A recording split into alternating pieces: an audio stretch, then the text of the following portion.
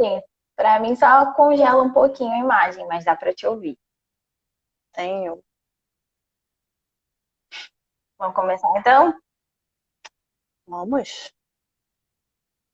Então, eu vou fazer uma breve apresentação da nossa palestrante. A doutora Juliana, ela é formada pela Universidade Federal Rural do Rio de Janeiro, onde também fez seu mestrado e doutorado na área de patologia e ciências clínicas, com foco em imunodiagnóstico de hemoparasitas, patologia clínica animal e diagnóstico molecular. Atualmente, ela é médica veterinária da Subsecretaria de Vigilância, Fiscalização Sanitária e Controle de Zoonoses, que é vinculada à Secretaria Municipal de Saúde do Rio de Janeiro. E é isso, Ju. Seja bem-vindo à nossa palestra. Tenho certeza que vai somar para muita gente que tem dúvida nesse assunto. E, na verdade, os hemoparasitas em felinos são muito, digamos, subdiagnosticados ou deixados um pouco Exato. de lado e eles têm uma importância muito grande. Boa noite para todo mundo. Estou muito grata, né, de estar aqui. Fiz muito tempo, fiz por muitos anos parte do LabVet e é sempre bom retornar a casa, né? O bom filho a casa torna, não é verdade? Cá estou. Uhum. Eu penso, na verdade, como uma conversa que a gente vai ter aqui, longe de mim, palestrar nada, é uma Uhum. conversa. Vamos nos sentir em casa. O que eu não souber responder, depois eu tento procurar na literatura, referenciar, tá bom? Então vamos bater um papinho. Beijo pra galera Beleza. aí. Então, falando um pouco sobre a importância e a epidemiologia dessas hemoparasitoses nos felinos. Acho que a gente pode começar por aí, né? Claro. Então, hemoparasitoses em felino, a gente não tem a mesma ocorrência que tem nos cães, né? Como você mesma disse, em relação ao subdiagnóstico. Eu acredito também numa outra alternativa em relação à presença de carrapato, né? Não é uma infestação que a gente observa com certa frequência, né? Carrapato no gato. E o carrapato ele é o vetor de inúmeras hemoparasitoses. Então, esse também pode ser Uhum. um dos motivos que não é tão frequente quanto na clínica de cães. Né? Em relação à importância clínica, a importância individual, né? Se você tem um animal acometido, as infecções por hemoparasitoses em gatos, elas geralmente são assintomáticas, em sua maioria, né? Porém, os animais que eles venham a manifestar algumas clínica, né, sintomas, sinais e sintomas, eles podem vir a sucumbir em função da infecção, certo? Então, Uhum. isso torna, nos dá a importância clínica das hemoparasitoses em felinos, certo? Por outro lado, quando a É, gente tem inúmeros animais assintomáticos, isso também é muito importante, porque isso quer dizer que eu tenho animais que albergam agentes silenciosamente. Ou seja, eles apresentam a bactéria, o protozoário circulante, estão transmitindo, porém, aos olhos do clínico, nada perceptível, uhum. né? Sim. E a Uhum. outra importância, não menos importante, pelo contrário, eu acho muito importante, que é a relação às zoonoses, né? A relação humano-animal, hoje em dia, ela é muito diferente do que alguns anos atrás, quando eu era criança, ou seja, há muitos anos atrás, né? É Em que o verdade. animal, em que o animal ele era responsável pela guarda da casa, o gato, né, até hoje ainda tem, né, alguns lugares em que ele está Uhum. ali, na verdade, para pegar pragas, né, pegar o rato e tal. Hoje em Uhum. dia o cão e o gato ele faz parte do seio familiar, né? Ele é um membro da família. Então ele deixou de estar no quintal para estar dentro da casa. Então a gente tem um estreitamento desse convívio do animal com o homem. Quando a gente Uhum. estreita esse convívio, a gente também aumenta a possibilidade de compartilhar os patógenos, por que não? E daí a É verdade. importância da gente estudar essas hemoparasitoses e outras, não entreguei, e outras Uhum. infecções para saber o que está acontecendo naquela espécie, né, no caso no felino, para proteger não só a saúde animal, como também a saúde humana, tá certo? Beleza. Sim. Super explicado. E Hum, falando um pouco sobre hemoparasitoses, você pode falar quais são as principais que a gente observa nos felinos? sim, a principal, em disparado, é a micoplasmose, né? Ou hemoplasmose, ou micoplasmose hemotrófica felina. Vamos ver se agora vai, Ju. Por favor, né? Deus é Vamos mais. ficar vamos ficar com o dedinho cruzado assim? Eu tava assim, ó, desde o início da live aqui embaixo, mantendo a pose. Tô assim desde o início da quarentena com essa internet. É complicado. Aqui também oscila bastante. Ei, João. Bom, tem muita gente aqui, então vamos continuar. A gente parou na parte de quais são os hemoparasitas, quais são os principais nos felinos. Aí você começou a falar e a gente não te ouviu. Poxa, essa vida. Vambora, então. Então, disparado como principal parasita diagnosticado em felino, nós temos os micoplasmas, né? E aí, eu não fiz, na verdade, um ranking, mas os que mais são observados são o Stalkzum, Felius, Stalkzum, depende do sotaque. Tá. Tem... Hã? Carioca Tem... fala assim. eu falo Stalkzum. Também Ehrlichia, Anaplasma plat, né? E Bartonella também, viu? Uhum. Tem a Babésia, não posso esquecer de Babésia. Eu nem sabia que gato tinha tudo isso, não. Existe alguma questão de fator associado à ocorrência da doença? Ou ela não precisa necessariamente? Sim, aqui a gente está falando nos fatores associados em comum a essas hemoparasitoses, né? Então, se a gente pensa que a maioria delas, ou quase todas elas, elas são vetoradas por artrópodes vetores, esse tem que ser o nosso foco principal.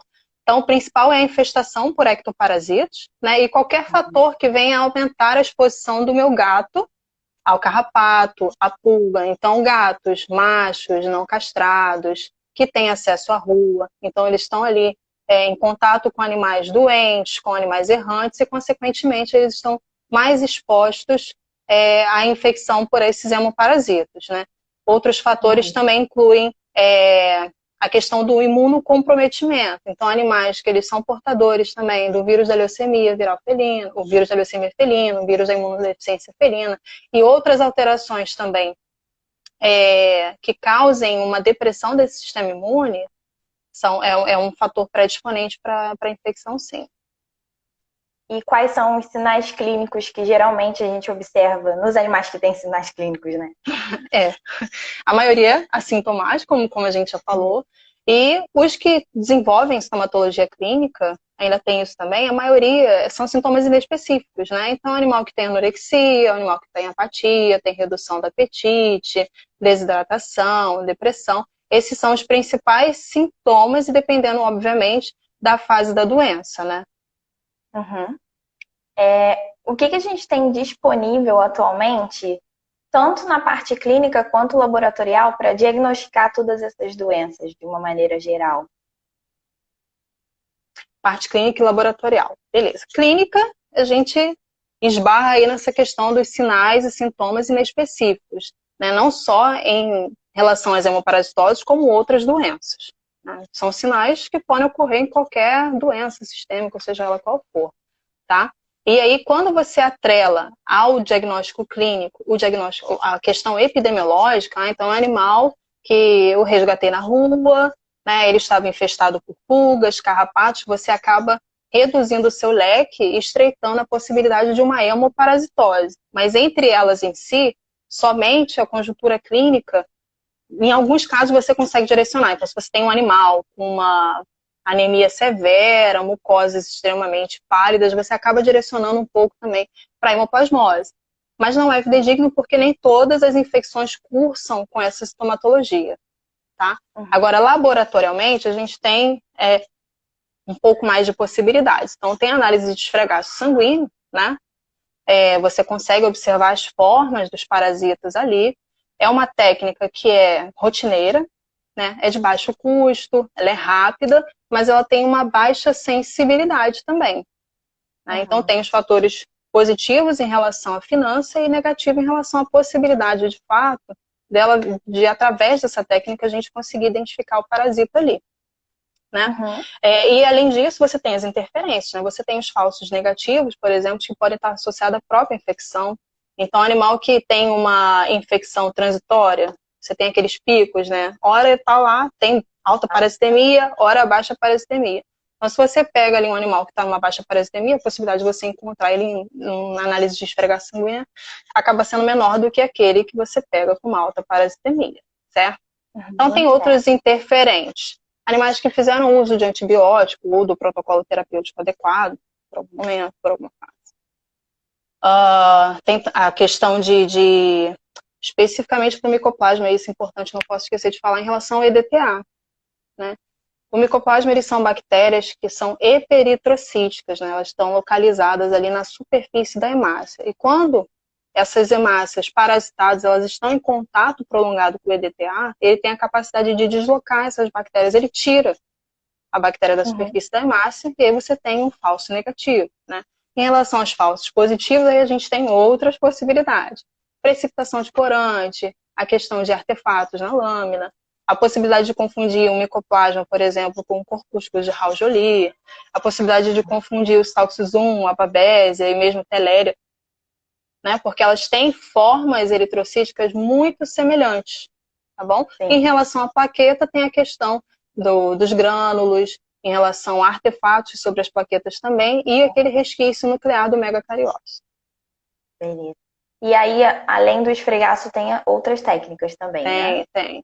A gente tem também a citologia por pulsão aspirativa, que pode ser utilizado, por exemplo, suplementar ao diagnóstico de Salxizum, onde você faz uma pulsão aspirativa de linfonodo, de baço, né? E aí você consegue observar os macrófagos repletos de esquizontes ali. Então, isso já dá um up no seu diagnóstico para o Salxizum. Tem os diagnósticos sorológicos, infelizmente, eles não estão disponíveis, né, com uma grande frequência aí na rotina e para a maioria desses agentes. E também tem a questão da interpretação em si do diagnóstico sorológico, né? É uma infecção ativa? O animal ele só foi exposto, né? Tem a questão das reações cruzadas. Então, a gente sempre tem os lados positivos e os negativos de cada técnica. Não existe uma técnica 100% aplicável e 100%. Quem dera, seria ótimo, seria lindo. Então, o que a gente tem, na verdade, é uma associação dos testes para tentar chegar a um diagnóstico mais fidedigno, né? Tem as técnicas moleculares, e aí aumenta a especificidade, aumenta a sensibilidade. De certa forma, também aumenta o custo, né? Hoje em dia, elas estão amplamente utilizadas na rotina clínica, mas ainda assim é uma técnica mais onerosa quando a gente vai comparar as outras, certo? É a técnica diagnóstica ouro, por exemplo, para o micoplasma, para a Bartonella. PCR, né? Isso. E também tem cultura microbiológica, né? Bartonella, você tem, por mais que seja um micro-organismo fastidioso, ele cresce muito lentamente, isso atrapalha o diagnóstico também, mas existe uma possibilidade. Você pode submeter aquela amostra ao cultivo microbiano, num meio específico, é um meio para alfa-proteobactérias, eu acho que alfa-proteobactéria é a classe do Bartonella, se eu não me engano. E aí depois você submete essa amostra com crescimento, né, na técnica molecular. Então você aumenta a sensibilidade do seu diagnóstico. Beleza. Falando um pouquinho, resumidamente, sobre controle, então, e prevenção dessas doenças. Ótimo. Quando a gente pensa em controle e prevenção, a gente automaticamente já pensa na epidemiologia da doença, né, das possibilidades de transmissão dessas doenças. E se a gente pensa em transmissão de hemoparasitoses, automaticamente vem à nossa cabecinha os artrópodes vetores, né? Então, controlar a presença de ectoparasitas, eu acho que é chave no controle e prevenção dessas doenças. E quando a gente pensa em gato, e a gente pensa nas retroviroses e no mundo feio que há lá fora para os gatinhos, a gente tem que bloquear o acesso desses animais à rua, né? Quando a gente bloqueia o acesso dos animais à rua, a gente reduz a possibilidade de ele entrar em contato com animais doentes, com animais que apresentam uma infestação maciça, né? Então, a gente consegue evitar algumas possibilidades. E tem uma muito importante que, infelizmente, não é tão feita na rotina clínica dos felinos, que seria a triagem desses parasitas, né, desses agentes infecciosos nas bolsas de sangue. Tá? Praticamente todos eles são transmitidos, tem uma possibilidade grande de serem transmitidos pela transfusão sanguínea. E aí, infelizmente, não faz parte, pelo menos das clínicas, né, que eu fiz estágio, não era rotineiro, mas também faz muito tempo, né, gente? Evoluímos, graças a Deus.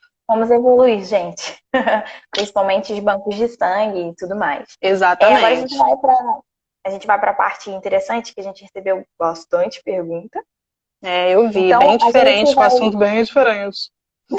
Então, o que que acontece? A gente sempre distribui as nossas lives um momento inicial introdutório, que fica a critério da pessoa que vai falar pra gente. E aí depois a gente seleciona as perguntas para a gente entrar num foco mais específico, né? Que eu vi que tinha gente pedindo para falar sobre patogenia, não sei o quê. Se for para falar todas delas, vai ficar muito cansativo. Então a gente É impossível, dividiu. teria que ser uma live específica para um hemoparasita. A gente pode fazer depois. Sim, podemos. Interessante, gostei. Então a gente vai para a primeira pergunta. Em felinos, os hemoparasitas possuem uma frequência alta, assim como em cães?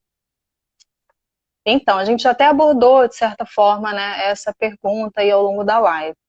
Tem a questão do subdiagnóstico, né, que é imperativo, acontece mesmo. Não são infecções que a longa data eram diagnosticadas nos gatos. Então, se dá preferência a outras patologias, obviamente. Então, existe a questão do subdiagnóstico e existe a questão que eu até comentei lá em cima em relação ao parasitismo, né? Você não encontra muito frequentemente gatos infestados por carrapatos. Eu já vi 3 vezes e nessas 3 vezes que eu vi, eu não vi olha, o carrapato bem fixo à pele. Assim, ele estava ali, no meio dos pelinhos e tal. E a gente sabe que eles têm que estar fixados por um determinado número de horas, se eu não me engano, para conseguir transmitir o agente, certo? Então, acredito que não é tão alto por isso, tá? Porque um dos principais vetores não é frequentemente observado infestando o gato. E também tem a questão do subdiagnóstico, com toda certeza absoluta. Agora uma pergunta minha. Lá vem. A pulga, ela vai só transmitir um desses ou ela pode transmitir outros?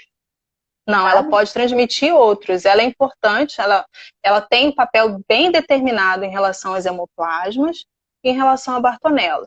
Em relação aos outros, ela é cogitada como um possível vetor, né? Essa competência vetorial ela ainda não foi comprovada cientificamente. Está ali no rol dos suspeitos. Entendi. Vamos para a próxima pergunta, que eu acho que você já respondeu. Então, felinos com imunocomprometimento possuem mais chances de desenvolvê-las? Sim, com certeza, né? O próprio termo já diz, ele é imunodeficiente, ele é imunocomprometido, então ele tem uma deficiência imunológica mediante aos desafios que são propostos. Obviamente, então, ele está maior predisposição, né, ao desenvolvimento de hemoparasitoses ou infecções, né? Tudo que venha desafiar o sistema imune dele, ele não está apto a responder adequadamente. E é o que a gente observa com frequência em relação às hemoplasmas.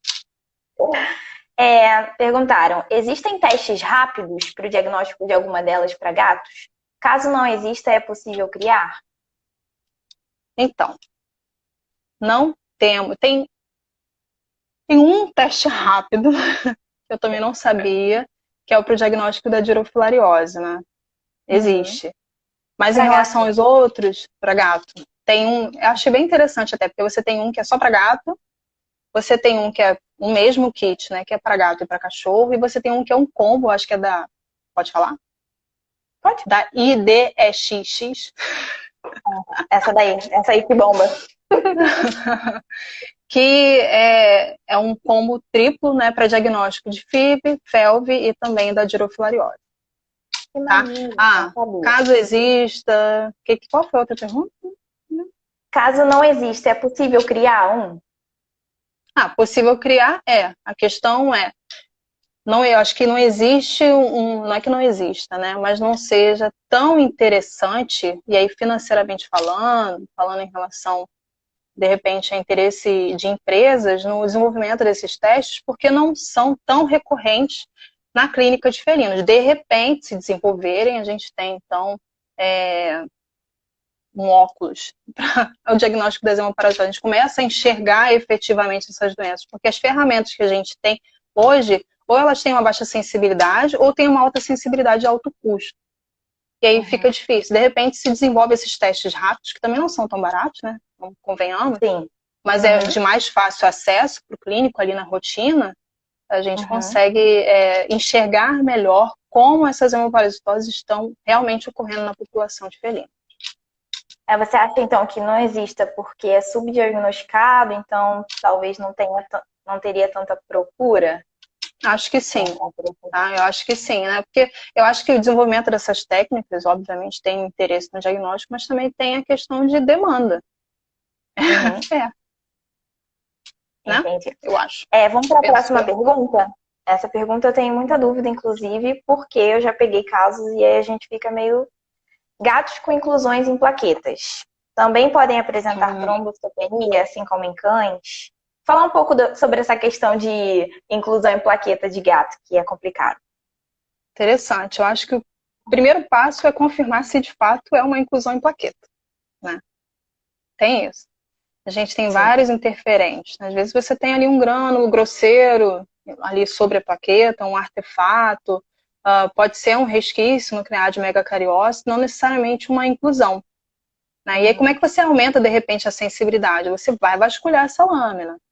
Né? Uhum. Achou mais de uma plaqueta apresentando mais de uma inclusão, que é na época que, quando eu vi em cachorro, principalmente, você pode ver uma mesma plaqueta apresentando mais de uma mórula, né? E aí isso já começa a abrir o seu olhinho e fala, opa, tem alguma coisa aqui, tem alguma coisa aqui, né? Quando você acha uma plaqueta só e você tem aquele borrão, aquela coisa meio grosseira, pare. Pega esse sangue, faça de repente uma capa leucocitária, um esfregaço de capa leucocitária para tentar aumentar a sensibilidade, né, diagnóstica, tá? Com relação à pergunta se é possível encontrar trombocitopenia associada à presença de inclusões em plaquetas, sim, é possível encontrar, assim como é possível encontrar no cão, quando a gente faz uma alusão à infecção pela Anaplasma platys, né? Geralmente é uma infecção assintomática, tanto no cão, né, quanto no gato, que não cursa com alterações laboratoriais, né, mas quando cursa também são bem sinistros.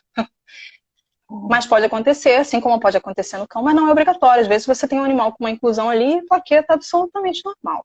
Absolutamente normal. E em relação à trombocitopenia no gato, a gente tem um outro, né, um outro adendo, que é a pseudotrombocitopenia. Então tem que confirmar se realmente é uma inclusão em plaqueta e, por outro lado, também confirmar se de fato é uma trombocitopenia verdadeira. Verdade. E às vezes essa trombocitopenia, se for verdadeira, está associada a outras citopenias, que é bem comum, por exemplo, no FeLV, né?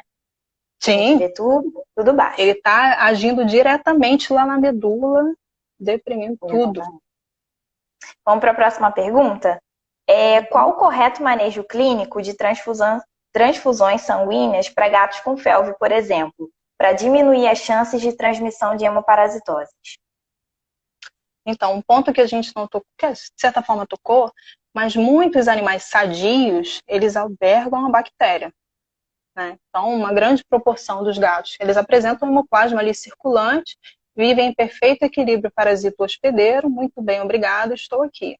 E esses animais sadios, eles são aqueles, né, que você tende a olhar quando você pensa em transfusão sanguínea.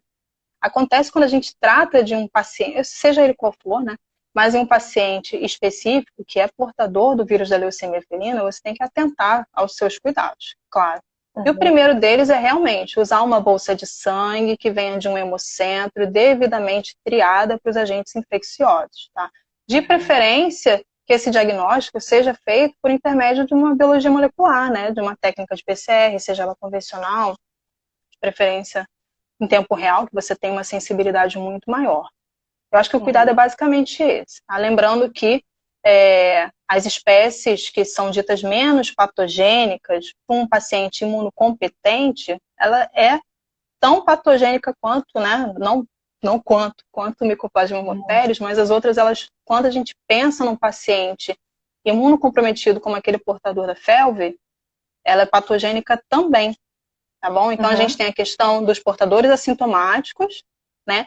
Daquelas espécies que são menos patogênicas vindo a ser mais patogênicas para esse paciente específico, e aí é imprescindível, imperativo que seja feita a triagem dessa bolsa de sangue, sim, para esses agentes infecciosos.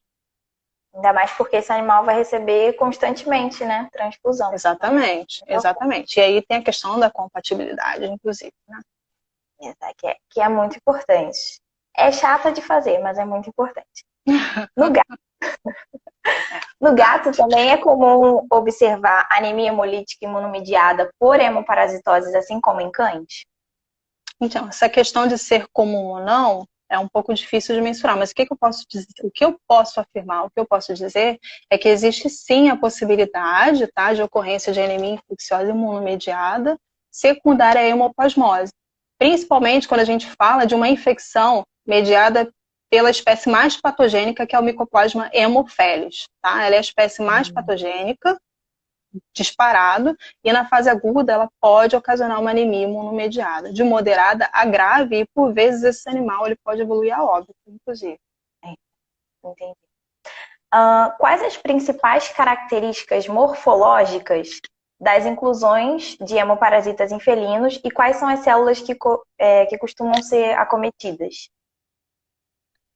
Então, quando a gente pensa nos micoplasmas, né, a gente já pensa em hemácias. Eles parasitam a superfície externa das hemácias. São bactérias eperitrocíticas, tá? São cocos gram-negativos, eles podem se apresentar ali na superfície da hemácia como cocos únicos, tá?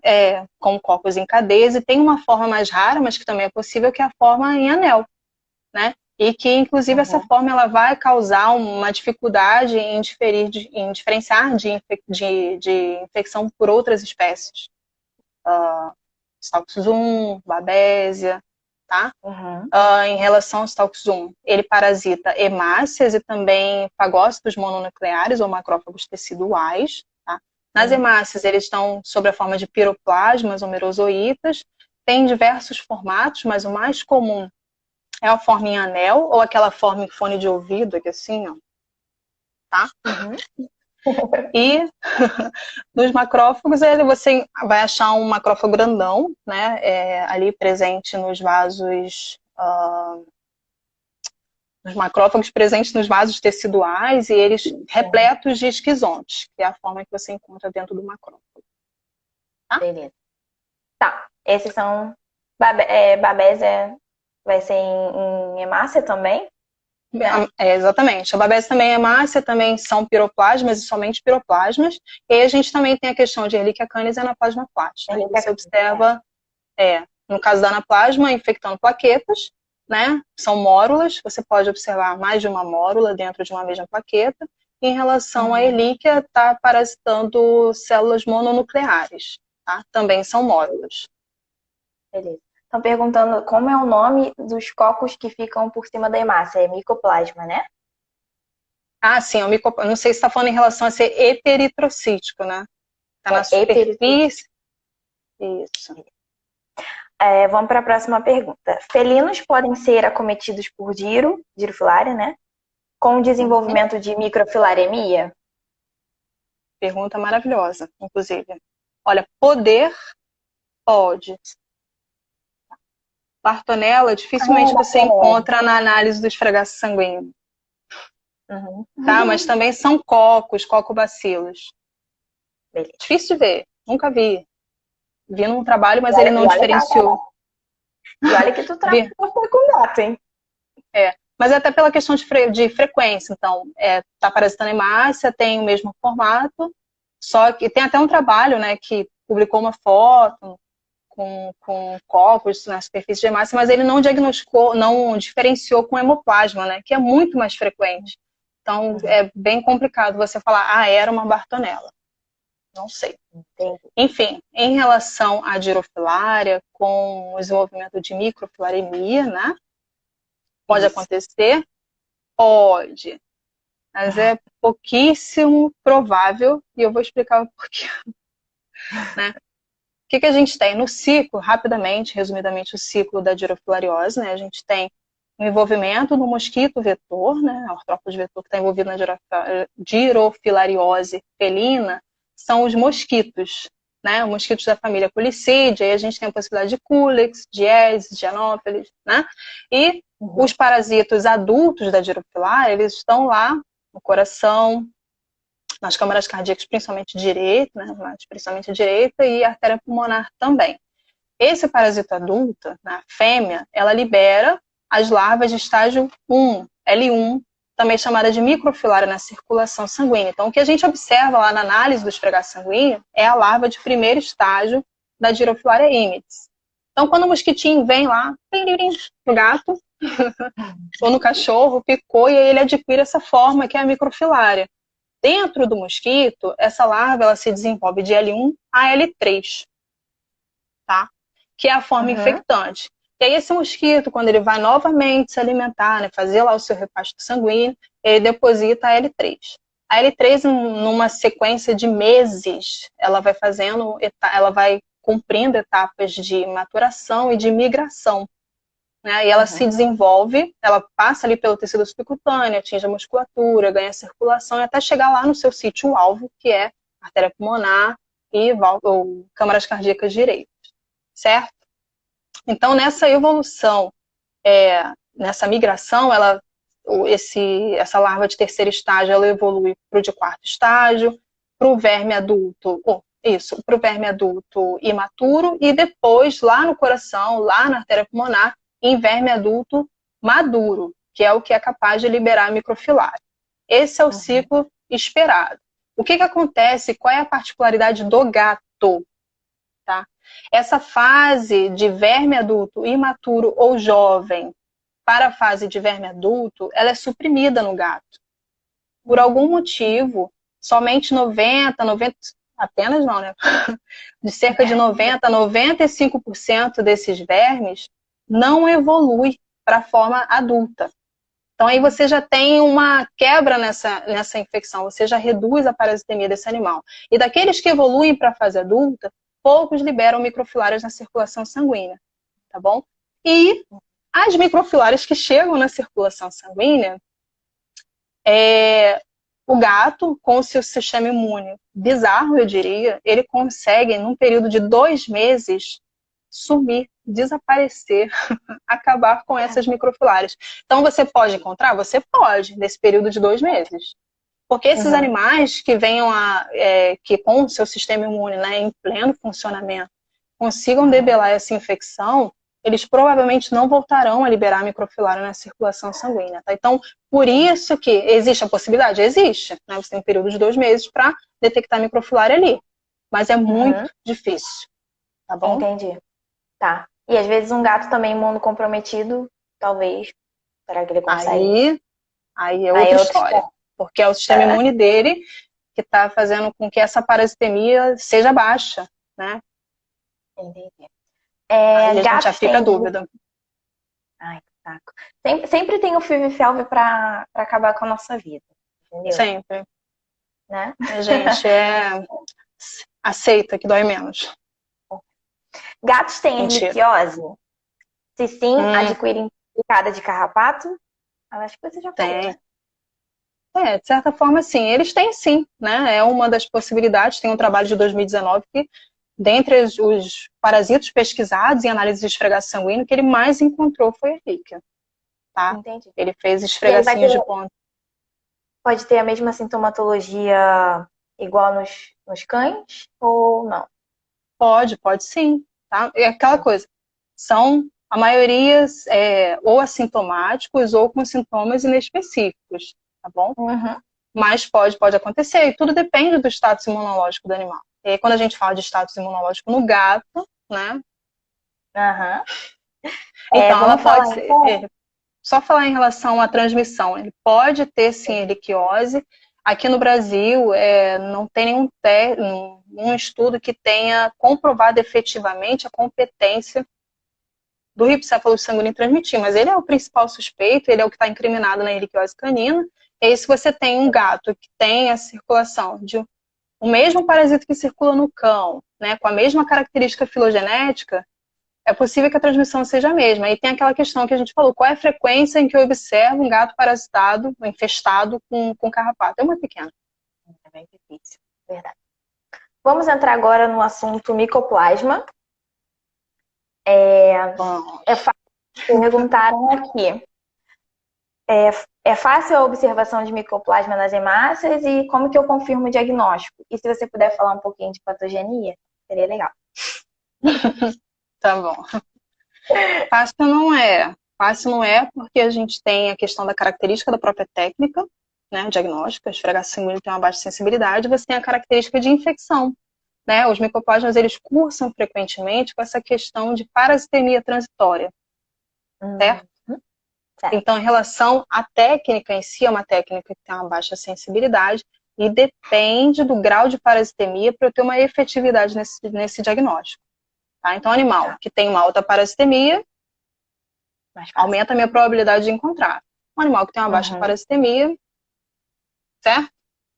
Isso. E ainda tem os interferentes em relação aos falsos positivos e negativos, que de certa forma a gente já falou ali em cima, a questão do EDTA. Então, esfregaço sanguíneo para diagnóstico de hemoplasma é imperativo que seja um sangue fresco. Então, você coletou o sangue, né? Vou submeter esse animal a uma coleta de sangue para análise hematológica. Coletei, estou lá colocando um tubinho EDTA, homogenize muito bem essa amostra, mas com calma, porque não é um milkshake, tá bom? E aí, aquela gotinha na seringa, você faz o esfregaço e manda para o patologista clínico um esfregaço com sangue fresco, tá? Porque a gente tira essa interferência do EDTA e aumenta a sensibilidade, consequentemente. Em relação aos... Como confirmar o diagnóstico? Como confirmar o diagnóstico? PCR? PCR? Sim, PCR. Suspeitei, diagnóstico definitivo é PCR, tá? Tá. Bom, os micoplasmas, eles podem ocorrer, vamos lá, em 3 espécies principais, né? Nós temos o micoplasma hemophilus, que é o mais patogênico, e tem o candidato de micoplasma hemominutum e o candidato de micoplasma turicensis.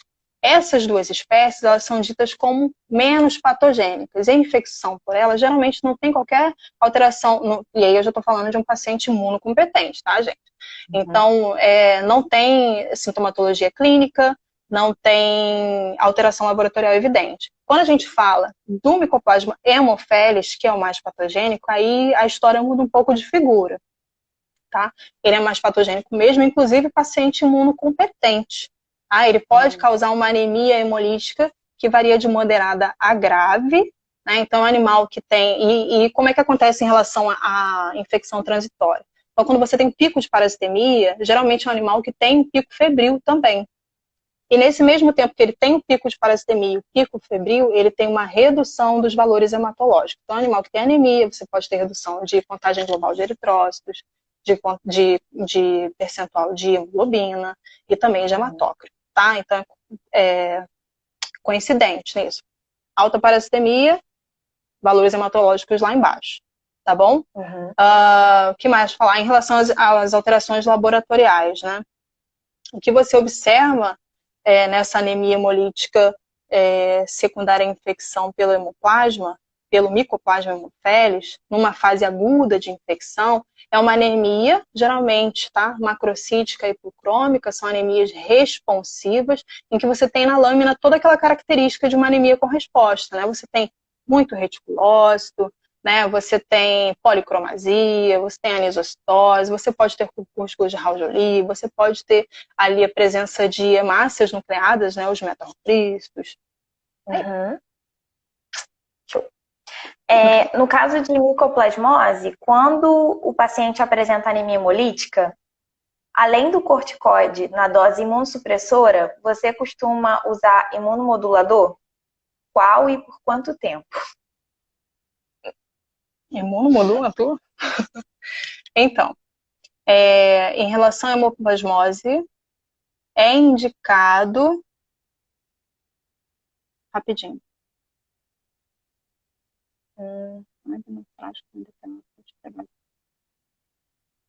Então, gente, você vai coletar, em relação à dúvida, tá? Do chat, você vai coletar o sangue daquele animal. Coletei o sangue na seringa, tá? E aí você pode fazer antes ou depois, fica a seu critério. Então, uma gotinha daquele sangue que está na seringa, que é o sangue fresco, você faz um esfregaço. Não faz o esfregaço depois que esse sangue foi colocado no tubo com EDTA. Você pode fazer, Coletei agora, daqui a 10 minutos essa amostra está no laboratório e vai ser feito o esfregaço com EDTA. A possibilidade de que você tenha uma remoção daquele hemoplasma ali da superfície da hemácia é menor. Mas se você trabalha numa clínica em que aquele laboratório fica a léguas de distância, né, aquela amostra vai demorar horas para chegar no laboratório. Se você tem uma baixa parasitemia, a possibilidade de quando esse sangue, de quando esse esfregaço for confeccionado, não ter hemoplasma ali é muito grande. Tá? Então manda um esfregaço de sangue fresco. Coletei, preenchi o tubinho com EDTA, aquela outra gotinha lá, faço um esfregaço e mando a lâmina e o meu tubo com sangue colhido no tubo com EDTA. Exatamente. É fácil. Tem até uma pergunta aqui que está falando sobre usar o esfregaço de ponta de orelha para o diagnóstico. Você acha que é viável se o animal, por exemplo, está num pico febril? Super viável. Você está lá numa fase aguda de infecção, é uma técnica rápida, barata, e você vai ter um resultado muito mais rápido do que uma PCR, né? A PCR é muito mais sensível, muito mais específica, mas quando a gente fala de uma infecção aguda e de uma alta parasitemia, é super válido, tanto o esfregaço coletado a partir de sangue de ponta de orelha, né, no caso de capilar, quanto aquele feito a partir de sangue fresco, tá bom? Os dois são super úteis. Beleza. Aí, aquela outra pergunta era se usa imunomodulador junto com a dose de imunossupressão. Então, a questão é, corticoide pode ser utilizado como terapia complementar na resolução da hemoplasmose? Sim, pode. Se tiver acontecendo ali uma anemia hemolítica imunomediada secundária a essa infecção. Existem alguns trabalhos que tanto falam a favor quanto aqueles que condenam o uso de corticoide. Tá? Agora, em relação ao imunomodulador, eu imagino que essa infecção já esteja mais direcionada a uma co-infecção com uma retrovirose, por exemplo. Né? Eu acho que numa infecção sendo causada ali somente pelo hemoplasma, não tem a necessidade de você dar um imunomodulador para aquele animal. Né? Se você aplicar ali um antibiótico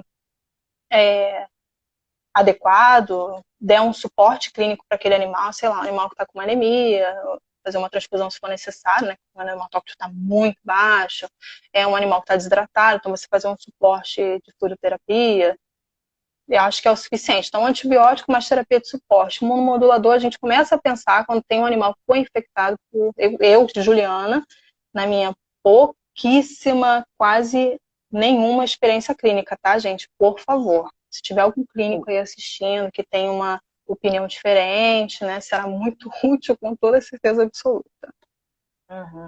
A Jaqueline perguntou, é possível encontrar hematócrito e leucócitos normais na micoplasmose? Sim, né? Sim, um animal sintomático? Sim. Então, gente, dentro das espécies, inclusive da Haemophilus, tem animais que cursam a infecção, né? Lembrando que infecção é diferente de doença, né? Então ele cursa a infecção com valores laboratoriais absolutamente normais. E aí quando a gente pensa nas outras duas espécies, isso aí é imperativo praticamente, imunocompetente. Show. Então, fechamos o ciclo de micoplasma e vamos para Stalks 1. Beleza. Stalks 1 felis causa quais sintomas clínicos e alterações hematológicas? Beleza, gente. Então, Stalks 1, aqui no Brasil, ele é meio que uma incógnita ainda, porque, aparentemente, o ciclo da doença, né, o parasita em si, ele é bem diferente daquele que acontece lá nos Estados Unidos, onde a grande maioria dos gatos domésticos infectados, eles vêm a ter um fim nada bom, que é o óbito, né? Lá acontece isso. Aqui a gente observa muito infecção assintomática. Mas, falando de uma maneira geral, é uma doença que tem um ciclo de infecção, um curso de infecção muito rápido, né? Muito rápido. Então, a partir da exposição aquele agente, né, ao protozoário, ao Stalks 1 felis, esse animal ele passa a desenvolver os sinais clínicos cerca de 10 dias depois, né? E esses sinais clínicos, eles são, novamente falando, inespecíficos geralmente. É um animal que tem uma fraqueza, que tem uma apatia, que tem uma desidratação. Alguns podem apresentar... Não tem PCR positivo, Alexandre. Desidratação, né? Alguns animais eles podem apresentar outros sintomas, como vômito.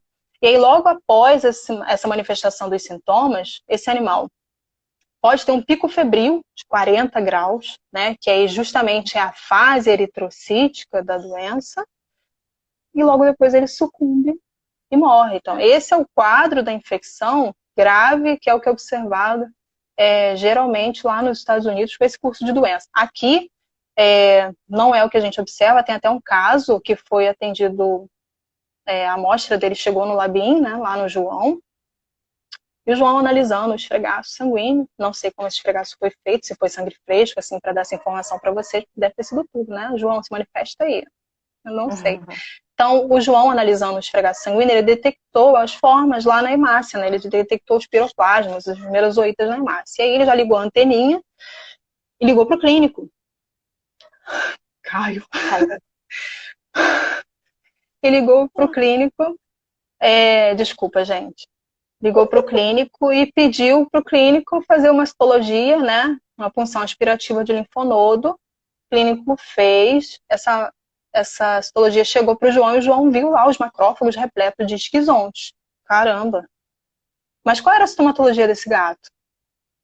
Praticamente nenhum, porque o que aconteceu é que esse gato, na verdade, ele tinha acabado de retornar para casa, um gato fujão, retornou para casa e a clínica levou na veterinária porque ele estava comendo menos.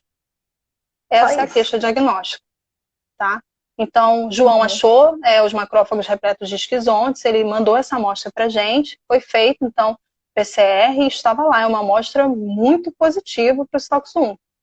E aí a ideia era acompanhar esse animal, só que o gato sumiu, ele era fujão, e ele retomou, acho que após um ano, mais ou menos, estavam lá os merozoítas dentro das hemácias, mas o gato, muito bem, obrigada. Tá? Então a gente vê que talvez seja uma cepa menos patogênica, né? Isso tem que ser investigado. Então, na verdade, essas hemoparasitoses, né, que a gente tem uma baixa prevalência, uma baixa frequência de diagnóstico, todas elas têm que ser melhor estudadas no gato.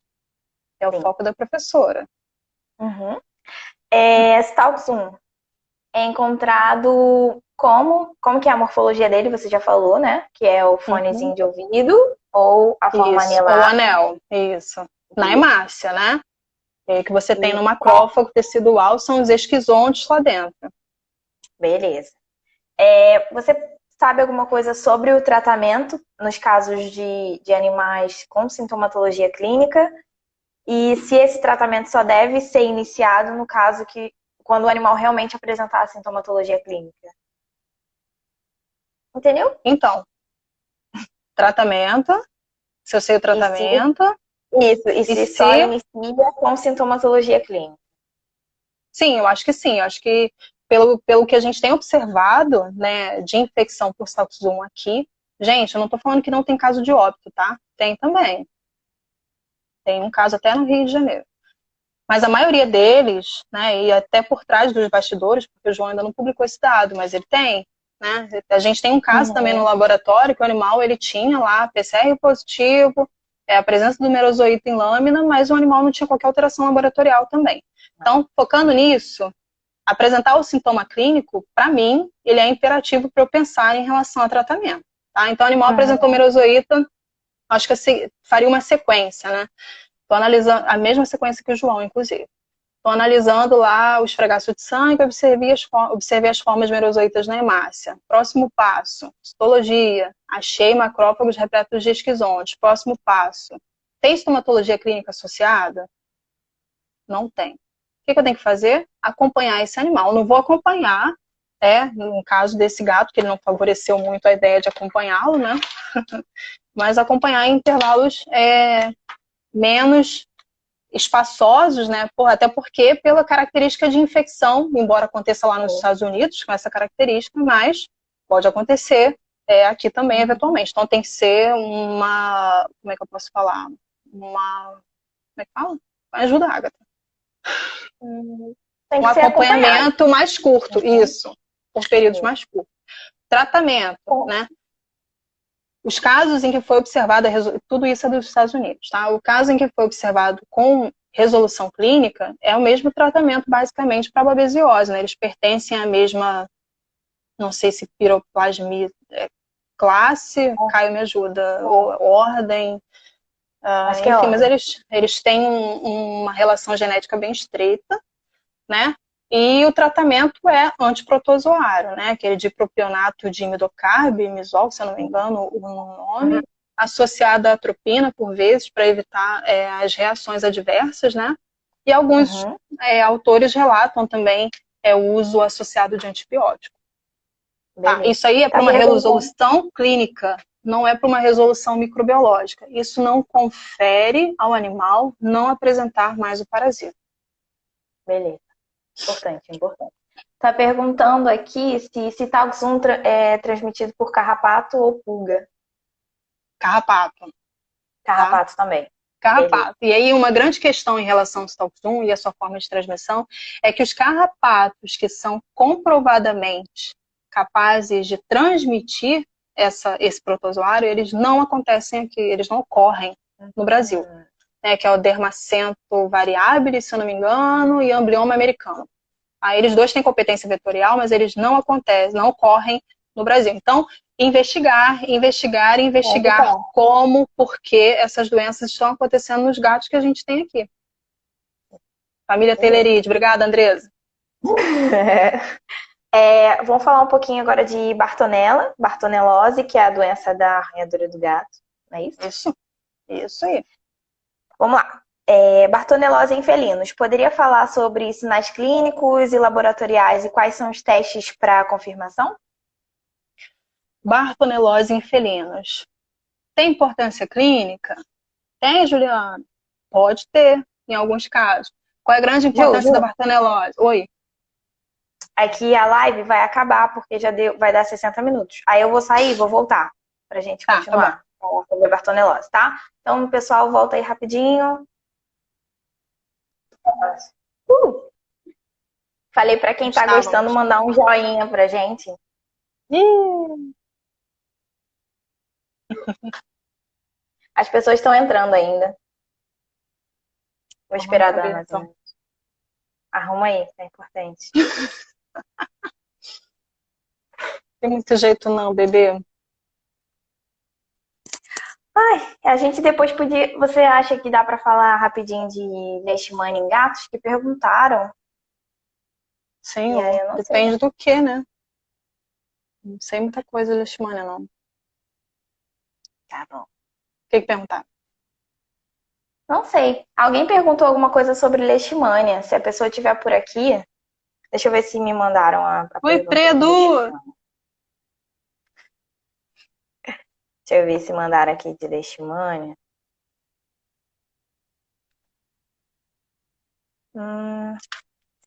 O Elson pediu para falar, só falou assim, leishmania também. Sobre Também hemoparasita. acontece. Acontece. Acontece É. real. Então, voltamos. Vamos lá. Bartonellose, doença da arranhadura do gato. E Uhum. aí eu perguntei, Bartonellose em felinos, poderia falar sobre os sinais clínicos e laboratoriais e quais são os testes para confirmação diagnóstica? Tá. Bartonellose felino, ela é o que eu ia falar, ela tem maior importância em relação à saúde pública, né? O gato, ele é dito como reservatório de muitas espécies, muitas, eu digo 3 em particular, que estão responsáveis pelo acometimento humano, né? Em pacientes principalmente imunocomprometidos. Então, eu acho que às vezes não é dada a devida importância para as danadinhas das bartonelas, tá bom? Em relação à bartonelose clínica, né? Não acontece com muita frequência, geralmente o animal ele cursa assintomático, né? Tem muita proporção de gatos que eles são portadores crônicos, carreadores assintomáticos, porque eles são hospedeiros, né? Então ele vive ali em equilíbrio parasita-hospedeiro com a bactéria.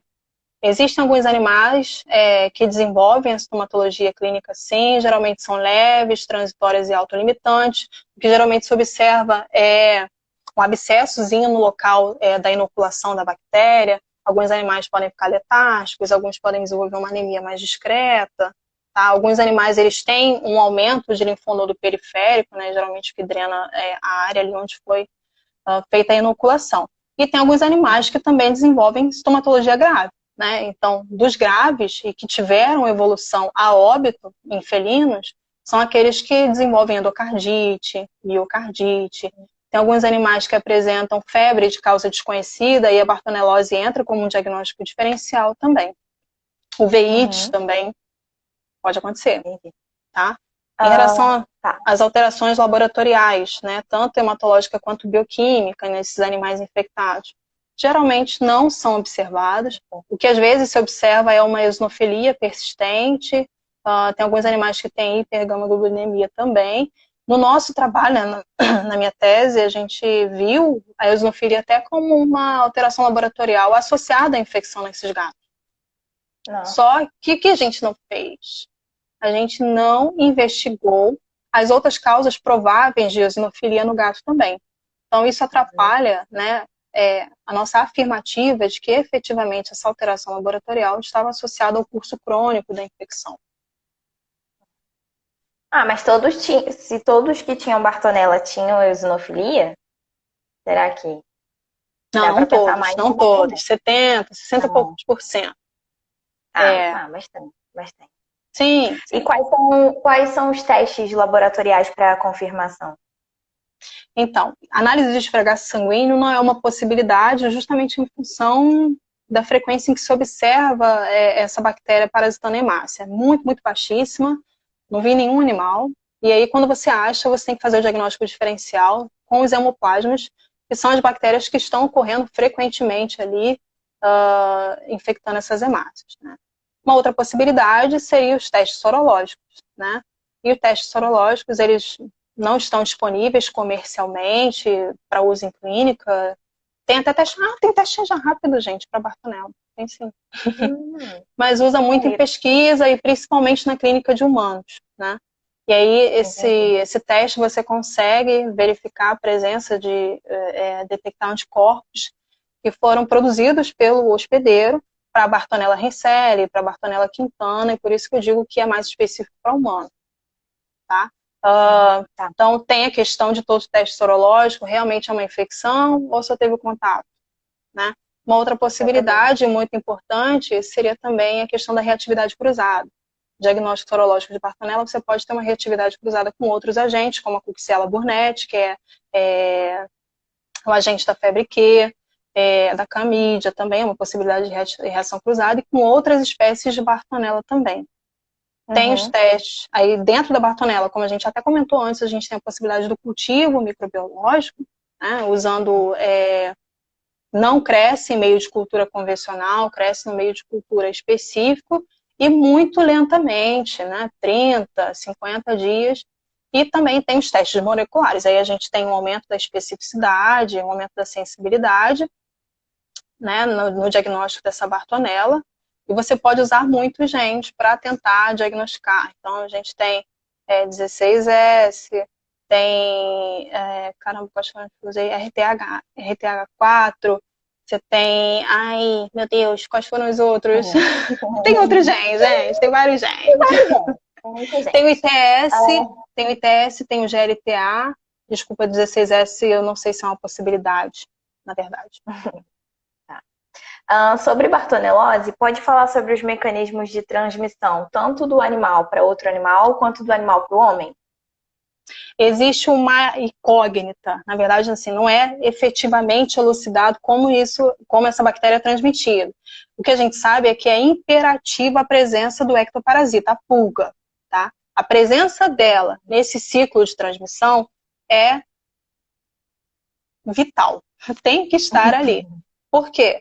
A transmissão é mais plausível que seja pela inoculação das fezes dessa pulga contendo a bactéria, tá? No outro animal, então através de brigas, pode ser através de mordedura também, porque essa bactéria já foi encontrada na saliva desses animais, nós achamos também na saliva, então, e existe uma alta persistência dessa bactéria nas fezes das pulgas mesmo no ambiente. Então, a forma mais coerente de transmissão seria inoculação através da arranhadura da mordedura de fezes de pulgas contendo as bactérias. Existem também as possibilidades de transmissão direta, né, da pulga, picou, transmitiu, mas ainda não existe uma verdadeira competência vetorial comprovada. E também tem a questão da transmissão sanguínea, uma possibilidade. Agora, do animal para o homem, é exatamente a mesma coisa. Animal, gatinho, e acontece muito em animais mais jovens, né? Os gatos com menos de 2 anos, eles têm uma maior carga parasitária, isso já foi observado. Então, estou brincando, e são os animais que mais gostam de brincar, né?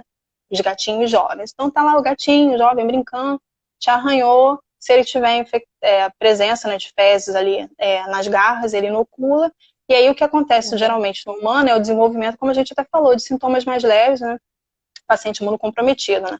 Então ele desenvolve ali um aumento, né, um nódulo naquela região espicada, ele pode ter um aumento do linfonodo adjacente também, né, uma hipertrofia, um aumento, uma linfadenopatia, febre, mas dificilmente, geralmente fica até aí, né, num paciente imunocompetente. É isso. Você já viu isso acontecer? Ou você acha que isso é uma realidade um pouco distante da nossa rotina, pelo menos aqui no Rio de Janeiro? Não, já vi acontecer sim. Na época eu estava até na Fiocruz, né? E aí, ai, Senhor, não posso falar nomes. Como relatar a história? Uma professora resgatou uns gatinhos filhotes abandonados e levou para sua casa para fazer o lar temporário, né? E aí, gatinhos brincou com a filha dela e arranhou, mordeu e tal.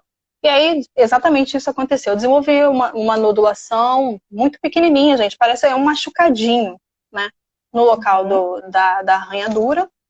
E um aumento de linfonodo axilar. E aí, ela levou a filha, ou entrou em contato com o pediatra deu essa possibilidade, graças a Deus. Veja bem, um médico falando de zoonose é de, né? Ó. Glorificar de perto. Mas aí essa investigação não foi levada à frente porque justamente por isso, né? É autolimitante. Então, houve resolução clínica, acabou a história. Né, Andresa? E esses animais, desculpa, foi coletado o sangue desses gatinhos e eles eram positivos justamente para Bartonella. Então, confirmando ali a questão do diagnóstico, tá? Então, não é nada de distante daquilo que a gente não acontece. Né? Não, a gente está exposto absolutamente todo dia. E tem trabalhos recentes, tem um trabalho até que fala sobre bartonelose em veterinário, especificamente, quais eram os sintomas, né? Então, dor de cabeça, a linfadenopatia, febre, sintomas inespecíficos. Beleza.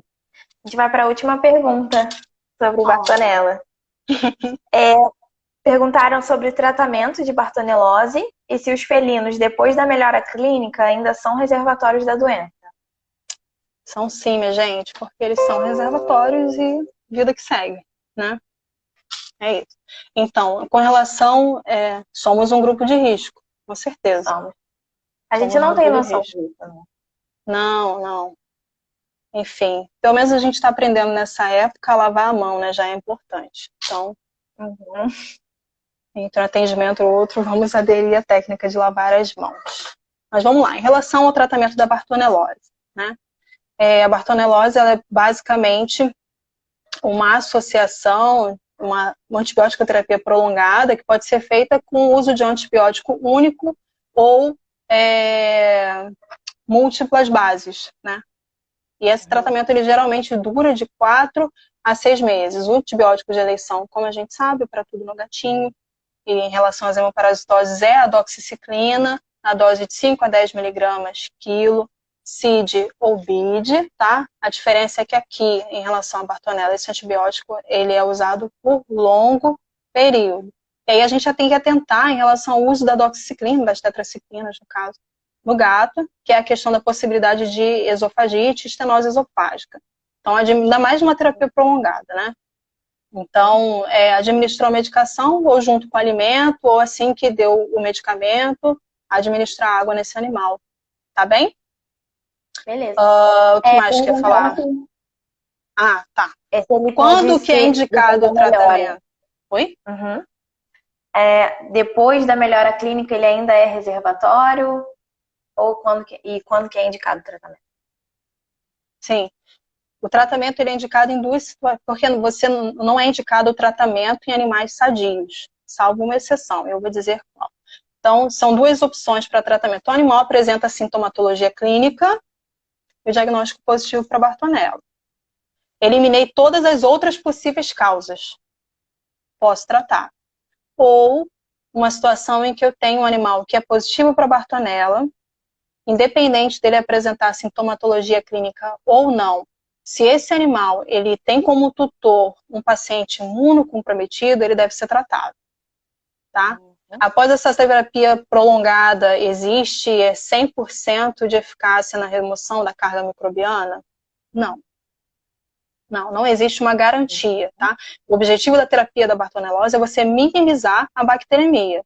Então, você reduzir a possibilidade de transmissão desse agente para o humano imunocomprometido. É basicamente isso. Beleza. Perguntaram se dá para ser confundido com esporotricose, a lesão, ou não. Não, porque na bartonella ela é autolimitante. E quando tem importância para o paciente imunocomprometido, ele vai desenvolver outras doenças, geralmente sistêmicas. Então, no paciente, quando ele é arranhado e é inoculado o esporotrix, ele vai desenvolver aquela lesão em cadeia, progredindo em relação, né? Acho que como é que chama o negócio do rosário? Esqueci. Mas são aquelas nodulações sequenciais e que não tem cura, né? Agora, na bartonelose, passado um tempo, 1, 2 semanas, aquele nódulozinho ele desaparece e o linfonodo também volta ao seu estado normal. Tem cura, mas demora para curar, né? É rápido, 1 semana, 2 semanas, eu acho bom. Esporo? Sim, esporo é muito mais demorado e não é único, não é onde foi inoculado, né? Ele pode progredir. Fazer certinho. Ju, nós acabamos por hoje. Deu tudo certo. Obrigada, gente. Obrigada pela paciência. Desculpa qualquer coisa errada. Se tiver dúvida, pode me mandar naquela setinha lá do Instagram, no direct. Pode mandar. Manda dúvida pra Ju. E aí, se eu souber, eu respondo. Se eu não souber, a gente procura junto. Exatamente. Seus fãs estão te agradecendo. Gostaria de agradecer a todo mundo pela presença. Na quinta-feira, a gente tem outra live com o Dr. Fabrício. Beijo! E é isso. Um beijo. Boa quarentena. Beijo pra galera aí, tá? Um beijo especial pra galera do JV que tá pedindo. Obrigada pela presença. Obrigada para todos que estão aqui. Muito bom estar com vocês. Obrigada, gente. Beijo. Beijo. Tchau, gente. Tchauzinho.